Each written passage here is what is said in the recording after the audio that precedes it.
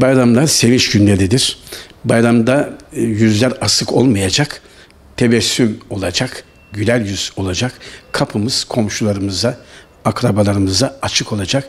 Bayramlar küskünlüklerin, dargınlıkların tamamen sona erdiği günler.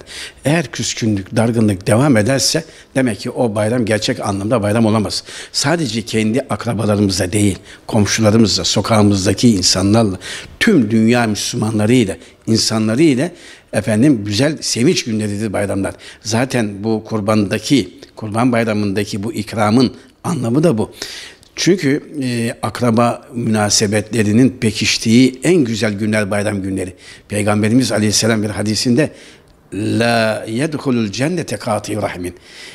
Bir kimse akrabalık münasebetini kestiği zaman cennete giremez diyor Allah Resulü. Ve Kur'an-ı Kerim sıla-i rahimden bahseder. Öncelikle en yakın akrabalardan, komşulardan, uzak, yakın komşulardan ziyaret günleri. Hele o çocuklar, küçük çocuklar ellerindeki poşetler, torbalarıyla onlar adeta bir fotoğraf makinesi gibi evden eve, haneden haneye sevgi dağıtırlar. Çocuklarımızın gönlünü alalım. Akrabalarımızda büyükler, anne, baba, hala, dayı, teyze vesaire bunların ellerini öpelim, ziyaretleşelim. Ama bayramdaki sınırlarımız da İslami kurallara da uygun, ahlaki ölçülerimize de uygun olmalı. Bayram demek sadece neşelenmek, İslam'ın bize gayrimeşru dediği veya yasakladığı içki gibi kötü alışkanlıkların işlendiği şey değildir.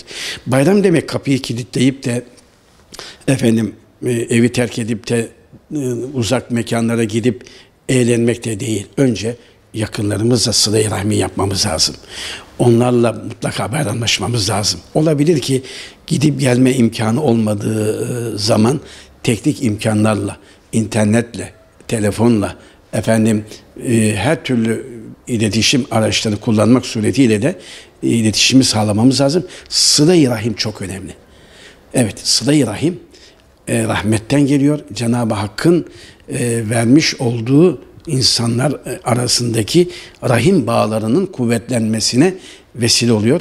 Bundan böyle hatta biz sadece hayatta olanlara değil, ebediyete ithal etmiş olan eş, dost, anne, baba büyüklerimizin de ruhlarının şad olması için yeri geldiği zaman imkanımız varsa onların kabirlerini ziyaret edip dua etmemiz